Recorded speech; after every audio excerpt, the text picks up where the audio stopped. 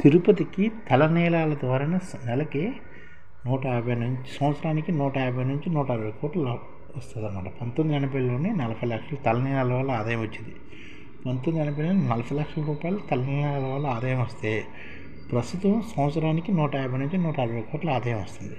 అలాగే గత 10 సంవత్సరాల్లో 1500 కోట్ల పైగా ఆదాయం వచ్చిందని చెప్తున్నారు లెక్కలు. ఎందుకంటే ఇంటర్నేషనల్ బిడ్ ఉపయోగించి ఆక్షన్ వేస్తారన్నమాట. కేశాలు తలనీలాలు సమర్పించినప్పుడు కేశాలని వివిధ రూపాల్లో విభజిస్తారు. దాంట్లో నుంచి ఆయిల్ తెస్తారు. నెక్స్ట్ విగ్గుల తయారీకి కూడా వాడతారు అన్నమాట. అలాగే గతంలోని లడ్డూ విక్రయం ఒక నెలలోనే రోజు 4 లక్షల లడ్డూలు విక్రయం చేస్తున్నారు. ఒక నెలలోనే 1,24,00,000 లడ్డూలు ఆగస్టు నెలలో 2025 ఆగస్టు నెలలోనే 1,24,00,000 లడ్డూలు ఉత్పత్తి చేశారన్నమాట. గత 11 సంవత్సరాల్లోనే 25 కోట్ల మంది తిరుపతిని సందర్శిస్తే 110 కోట్ల లడ్డూలు విక్రయం జరిగింది గత 11 సంవత్సరాలుగా. గతంలోనే రోజుకి 1.5 లక్షల లడ్డూలు విక్రయించేవారు. ఆలయం వెలుపల బూందీపూట ఏర్పాటు తర్వాత 2023లోని 12 కోట్ల లడ్డూలు విక్రయం మొదలైంది. గతంలోని సబ్సిడీ కింద 10 రూపాయలకి 2 లడ్డూలు ఇచ్చేవారు. 10 రూపాయలకి 30 రూపాయల తర్వాత ఇచ్చేవారు. ఇప్పుడు 50 రూపాయలకి ఇస్తున్నారు. ఉచితంగా లడ్డు ఇస్తున్నారు. ఆధార్ కార్డు చూపిస్తే మరో 4 లడ్డూలు ఇస్తున్నమాట 50 రూపాయలు చెప్పిన. ఈ విధంగా లడ్డూలు ఇస్తున్నారు తిరుపతిలోని. బూందీపూట బయట ఏర్పాటు చేయడం వల్ల తిరుమల ఆదాయం బాగానే ఉంది. అలాగే తిరుమల వారికి వసతి గదులు లభించట్లేదు, కొత్త వారికి లభించట్లేదు. ఒక సిఫార్సుకి 100 మంది దర్శించుకునే గత ప్రభుత్వం హయాంలో చెవిరెడ్డి భాస్కర్ రెడ్డి హయాంలోనే ఒక సిఫార్సుకి 100 మంది దర్శించుకున్నారని, అలాగే జిల్లా మంత్రులు తోమాల శేఖర్ల ద్వారా డబ్బులు చేసుకున్నారని కూడా ఆరోపణలు ఉన్నాయి.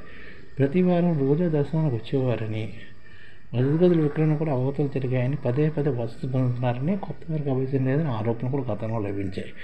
కనీసం మట్టి రోడ్డు కూడా లేని రవాణా నుంచి తిరుపతి నేడు నిత్య కళ్యాణం జరుగుతుంది. తిరుపతిలో క్రీస్తు 614 తొలి కానుక తిరుపతికి ఎవరిచ్చారంటే సామవై భోగ శ్రీనివాసం బహుకరించారు. శ్రీకృష్ణదేవారు పరమ భక్తులు అన్నమాట. తిరుమలకి ఎన్నో కానుకలు ఇచ్చారన్నమాట. కర్ణాటక నవాబు దావుద్ ఖాన్ ఆలయంపై పన్నులు కూడా విధించాడు. 1740లో మరాఠా ప్రభు ఆలయాన్ని స్వాధీనం చేసుకున్నారన్నమాట. స్వామివారికి కానుకలు కూడా ఇచ్చారు మరాఠా ప్రభు. 1901లో ఈస్ట్ ఇండియా కంపెనీ ఆధీనంలోనికి వచ్చిందనమాట తిరుమల తిరుపతి దేవస్థానం. కలెక్టర్ ఆధ్వర్యంలో ధనమును చాలా వరకు ఆదాయ వ్యయాలను బాగా నిర్వహించారు. 1847లో ఆంగ్ల ప్రభుత్వం హిందూ మత సంస్థలు జోక్యం చేసుకోకూడదని చట్టం చేసి మహాంతులకు ఆధీనంలోకి తిరుమలని ఇచ్చింది. గిరిధర దాస్ అనే రాజు గుర్తించి అతిరాంజీ గిరిధరదాస్ అనే రాజు ఆ ప్రాంతంలోనే పరిపాలించారన్నమాట. ఆయన అతిరామ్ మఠంకి గుర్తించి అతిరామ్కి ఆలయ బాధ్యతలు అప్పగించారు గిరిధరదాస్ అనే రాజు. 1910లో మహంత్ ప్రయాగదాసు చొరవతోటి అట్ల భూములు లీజుకి ఇచ్చారన్నమాట. ఆలయ ప్రాంత నివాసులు ఏర్పడ్డాయి. 1910లోనే ఉద్యోగ నియామకుల ఊరు తయారైందన్నమాట తిరుమల అంటారు. అప్పుడు పూటకోల మెట్ట ఉండేది. అక్కడ జంతువుల రక్షణ కూడా బాగా పెరిగి జనావాసం బాగా అభివృద్ధి చెందింది. 1933లో టీటీడీ ఏర్పడనమాట. అప్పుడు పగలు మాత్రమే ఆలయాన్ని తెరిచి ఉంచారన్నమాట. 1933లో సూర్యోదయం టు సూర్యాస్తమయం వరకు ఆలయాన్ని తెరిచించేవారు.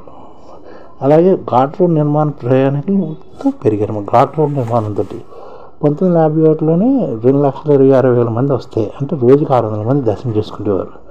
1961 ఘాట్ రోడ్ నిర్మాణ సమయానికి రోజు 3,200 మంది వచ్చారన్నమాట. అలా ఆ సంవత్సరంలోనే 11,60,000 మంది దర్శనం చేసుకున్నారు. 2019లోని 2,70,00,000 మంది దర్శనం చేసుకున్నమాట. అంటే రోజుకి 75,000 మంది పెరిగింది. 1975 మాస్టర్ ప్లాన్ వచ్చి మొదట్లో 300 మంది మాత్రమే దర్శించుకునేది. అలా పెరుగుతూ అంటే 1975 మాస్టర్ ప్లాన్కి అప్పుడు జనాభా 75,000 అయింది. తిరుమల జనాభా మొదట్లో 300 మంది అక్కడ ఉండేవారు. కానీ 1975 నాటికి 25,000 మంది జనాభా అయింది. 2 వైకుంఠ క్యూ కాంప్లెక్స్లో 64 కంపార్ట్మెంట్స్ నిర్మించారన్నమాట. 86 కులశేఖరపడి 1986లో కులశేఖరపడి ద్వారా రోజు దర్శనం జరిగేది. రోజుకి 20,000 మందికి. దాన్ని లఘు దర్శనం అనమాట. కులశేఖరపడి రోజు జరిగేది గతంలో. తర్వాత లఘు దర్శనం కొలువు మండపం వరకు పెంచారు. అప్పుడు 35,000 మంది దర్శనం చేసుకుంటున్నారు లఘు దర్శనం ద్వారా. 2004లో మహాలఘు దర్శనం జయ విజయం నుంచి గంటకి 5,000 మంది చెప్పిన దర్శనం చేసుకుంటున్నారు. 2004 నుంచి మహాలఘు దర్శనం ప్రవేశపెట్టారన్నమాట. ఈ విధంగా ఈ రోజున తిరుమల దర్శనం అనేది చాలా కష్టమైపోయింది. ఈ ఛానల్ ముఖ్య ఉద్దేశం ఏంటంటే మన తెలుగు రాష్ట్రాల్లో 1 కోటి మందికి సంఘటిత రంగాల్లో ఏ విధంగా ఉద్యోగాలు ఇవ్వవచ్చు, కనీస నెల జీతం 30,000 వరకు ఏ విధంగా ఇవ్వవచ్చు, ఏ విధంగా చేస్తే ఉద్యోగాలు సృష్టించబడతాయో వివరిస్తూ ఈ ఛానల్ వీడియోలు వస్తాయి. అలాంటి వీడియోలు మీకు కావాలంటే మన ఐడిఎఫ్ భాస్కర్ ఛానల్ని సబ్స్క్రైబ్ చేసుకోండి. ఐడిఎఫ్ అంటే ఇండియన్ డెవలప్మెంట్ ఫోర్స్. ఈ వీడియోలు చూసిన తర్వాత మీకు నచ్చితే లైక్ చేయండి, మీ ఫ్యామిలీ మెంబర్స్కి షేర్ చేయండి, మరియు మీ ఫ్రెండ్స్కి షేర్ చేయండి. Thank you. నమస్కారం.